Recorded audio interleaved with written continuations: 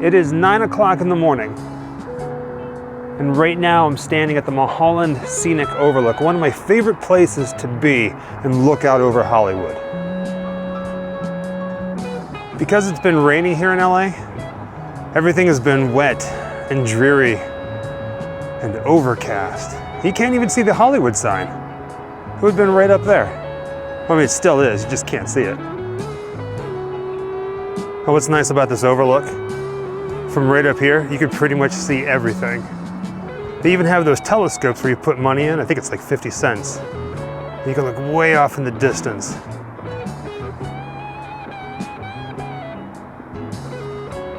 Pretty wild, right? Beautiful.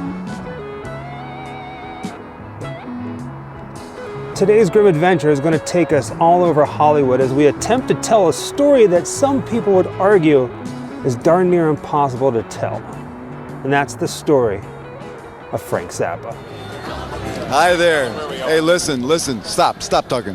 That was wrong. Okay, we're live and everything will get messed up, but don't worry about it. This is the big one. Why don't we change microphones? Tell them who you are. Is that all right? Yeah. If you want. Okay. Who is I'm this Frank Zappa, and Right. this is Nina Blackwood from MTV. Bob, who's this? You know, Frank, you happen to like Halloween very much like I do. Yeah. What does Halloween mean to you? This is a heavy You have question. to understand this, that Halloween in New York City is very important because this is the only city in the United States where the audience has stayed up with what we do. They see us every year. They know we have changed. They're not like the people in the rest of the country I wonder that what think kind of we weird still sing things Don't we Eat the have. Yellow Snow. You know what I mean? I want to know this. Why Halloween? Why do you like Halloween? I really do want to know It's my this. kind of holiday, you know? Why, though? Why? Because that's when the devils come out. Oh, no.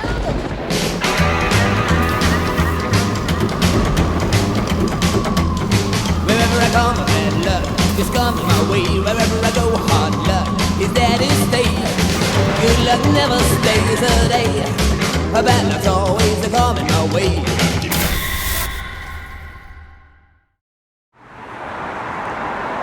Inspiration can come from all kinds of different places. One of the things that really inspires me here in Hollywood is some of the street art that you find. I saw this the other day and I knew immediately I had to do a video on Frank Zappa. Now this mural has some sort of meaning other than just being Frank Zappa on the side of the wall in a pink shirt with a dead Hello Kitty on it hugging a rainbow. I couldn't tell you what it is. I'm just here because, well, it's Zappa himself. It's definitely a strange mural, that's for sure. Like I said, I saw it and I knew immediately I had to do a video on the man. One of the reasons it's so hard to tell the story of Frank Zappa is because he was such a very unique individual. He was very eccentric. And above all, he was an amazing musician who pretty much took every musical styling that's out there, broke the mold, and rewrote it for himself. The music this man created goes above and beyond anything that you can ever imagine. I think he did like 60 albums in his lifetime, and then after his death, enough songs for 40 more albums came out. He was one of those people that you either loved him or you hated him. And to be honest, growing up, I hated his music, but the older I got, the more it started to appeal to me, the more my ears started going, yeah, this is actually pretty cool. For this video, we're going to visit 3 Zappa locations. The first one being this wall mural. The second one being the house where he lived and where he died, where his famous music studio was. And it's still in use. It's actually owned by Lady Gaga, and she actually recorded an album there. And then we're going to go to his grave. Well, his unmarked grave. Right now, I'm walking up Woodrow Wilson Drive, pretty much in the heart of Laurel Canyon towards where Frank Zappa lived and died. And it truly is a magical place, especially whenever it rains. So much history here. To help paint a picture of how magical this place is with history, this road that I'm walking up right now, if we were to go right down here to this intersection, right there, and go up this road, that takes you to the house where Dan Aykroyd was living, where he had the inspiration for the Ghostbusters, where he had that nightly visitor of a ghost coming and, well, seducing him. And if you go right across the street and up the hill a little bit, that's where Anthony Perkins lived and died. Norman Bates from Psycho, really trying to battle this rain. There's really no place to park, so you kind of have to walk to where you need to be. And sadly, I don't have an umbrella today. That's okay. Frank Zappa's old house really isn't that far from Mulholland Drive, the famed road that curves and winds high above the Hollywood Hills.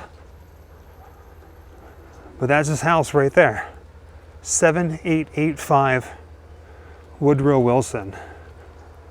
It's where he lived and where he died. It's now owned by Lady Gaga, like I said.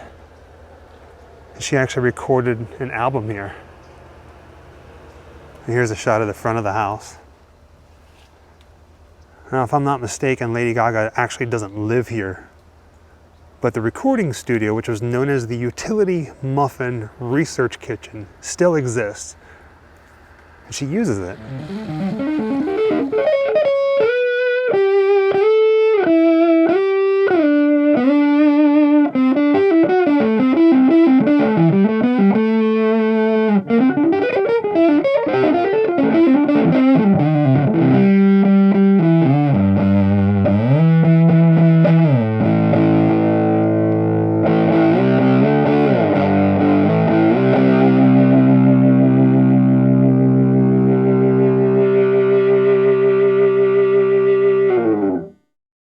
I'm Dweezil Zappa. Welcome to the UMRK, the Utility Muffin Research Kitchen. Due to massive obsequious fawning, this is being presented to you because you really need it. I honestly can't tell you where the recording studio is, but I'm guessing it was probably not part of the main house, like almost like a carriage house, which looks to be like right there. There is absolutely no way in heckins we're going to be able to get on property to get a closer look at this place. Well, unless Lady Gaga's a fan of Grimm life and she invites us on. But supposedly, aside from the recording studio, there is a rooftop tennis court, a swimming pool, and a whole bunch of mosaic tile pieces on property, including the vault. Oh yeah, we should talk about the vault. When Frank Zappa was living here, supposedly he had this place underground, almost like a basement or like a secret compartment. I'm not entirely sure what it is, but all I do know is it was called the vault. And that's where he held a lot of his private archives under lock and key. And now we are in the Frank Zappa vault. Tell us what all of these tapes are. This is video up here that's from the 1974 television special, which turned out to be the Dubroom special. This is from the PMI shoot at the Pier last August. This is from MTV. This is from Baby Snakes. These are tour tapes from 79 and 80. Behind there, masters from albums like Overnight Sensation and Shake Your Booty.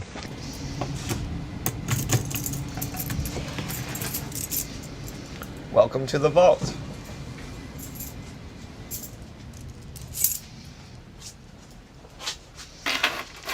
Many different types of media in this vault. Stuff from 1955 to the current types of storage media and audio types. This is the earliest digital tapes from the 80s. And up here we have lots of 16 and 35 millimeter film and audio mag. And against this section here, we have lots and lots of 1-inch videotapes. This is what Frank archived a lot of stuff to and mastered a lot of his projects on. Nowadays, it's digibeta or HD technology, but then it was 1-inch analog. Here we have the original Freakout reels, dated March 8th, 1966. They're half-inch 4-track. And they play great, and they sound great. And this is just a digitized backup, just in case. I kind of stick in there with it. These are the original 2-inch 16-track masters for Hot Rats, Peaches and Regalia, Part 3. These right here would be the 16-track original 2-inch masters for Overnight Sensation. This is the original for Dirty Love, Dynamo Hum, recorded March 19th and 20th, 1973. Yellow Snow Build Reel 1. I Was a Teenage Malt Shop. I'll give you an example of what these little suckers look like. Frank's handwriting. And the back here is the original film reels to Baby Snakes. These are the original Beefheart reels to Trout Mask Replica. 8-track, 1-inch. Live at the Whiskey, 1968. 1-inch 8-track. And there was a supposed record that Frank put together from these tapes, but it never came out.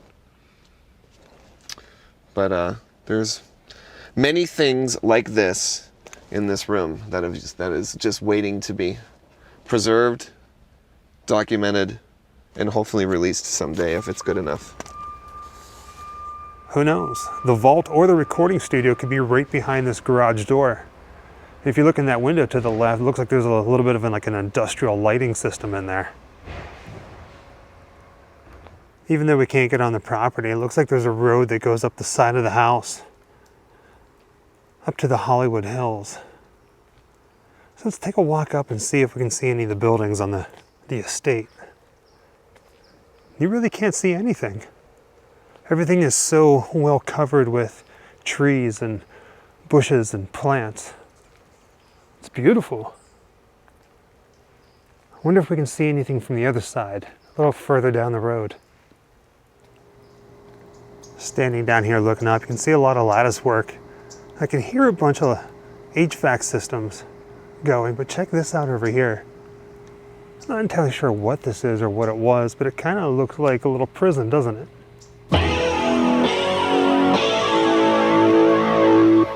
Welcome back to the Week in Rock. Frank Zappa, composer, guitarist, free speech advocate, and a unique figure in American music for nearly 30 years, died at his home in Los Angeles last weekend after a long struggle with prostate cancer. He was 52. Apart from his own trailblazing work with the Mothers of Invention, Zappa also discovered Alice Cooper, nurtured the career of his friend Captain Beefheart, and was an all-around legendary figure to both his avid cult in this country and especially in Europe, where his work was perhaps most deeply appreciated. Zappa wrote the most perceptive protest song of the 1960s, Trouble Coming Every Day, and also recorded the finest neo-doo-wop album of all time, Reuben and the Jets. There was no one else like him, and here's how he was. Hi, this is Frank Zappa. You're watching MTV. You should be watching the news. Frank Zappa brought a rude skepticism to the music business that never sat all that well with record executives or fans of simple love songs. From his 1966 debut with the Mothers of Invention, the self-taught composer took aim at the absurdities not only of the music industry, but of the exploding hippie peace and love scene, and even the Beatles, whom he targeted with the Sgt. Pepper satire, "We're only in it for the money." Zappa managed to score some actual hits over the years, such as the disco parody Dancin' Fool and the teen talk satire Valley Girl, which featured his daughter Moon.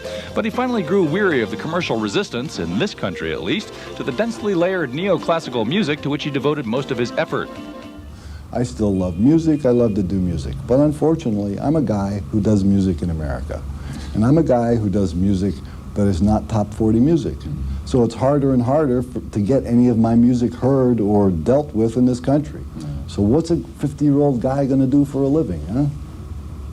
You've got to have a hobby. Zappa briefly became an East European reporter for the Financial News Network and also friends with Czech President Václav Havel, a major fan. And in this country, he became a major opponent of Tipper Gore's campaign to force record companies to rate records. You know, how can people voluntarily give up their right to choose anything, whether it's abortion, what you read, what you watch, what you listen to? Why would any sane individual who already has freedom turn it over to a bunch of nincompoops and say, hey, figure it out for us, put a label on it that tells us what it is? Yeah. I mean, how do you know they know? In the end, Zappa decided not to exploit his illness for sympathy, but continued composing at home. Last year, he collaborated with Germany's Ensemble Modern on a program of all Zappa music recently released under the title The Yellow Shark. Frank Zappa may be gone, but he's left behind enough music to last most listeners a lifetime. Frank Zappa dead at the age of 52 and already very much missed. We find ourselves once again in Westwood Village Memorial Park. So many different celebrities here, but this time we're here to pay our respects to Frank Zappa. One of the reasons I love coming to this cemetery is just how small it is and how beautiful it is. Now here's the fun thing about the grave of Frank Zappa. For years, ever since his death, everybody thought that he was buried in an unmarked grave right next to this guy here, Lou Ayres. I think I'm saying that correctly. An actor best known for All Quiet on the Western Front. And 2019, this tombstone showed up for Patricia Isaacs, dispelling any kind of belief or any kind of thought or rumor that this was the final resting place of Frank Zappa. But the fun thing about it is this: not too far from right here, right over here closer to the road, is where Frank Zappa's buried. In fact, if we step back and look at that tree again, his grave, his unmarked grave, should be right there. In fact, it's even listed in Google Maps. And with that being said, thank you for joining us on another Grimm adventure, this time telling the story of Frank Zappa. Until next time, happy Halloween. Wherever I come, bad luck just comes my way. Wherever I go, hard luck is there to stay. Good luck never stays a day. Bad luck's always coming my way.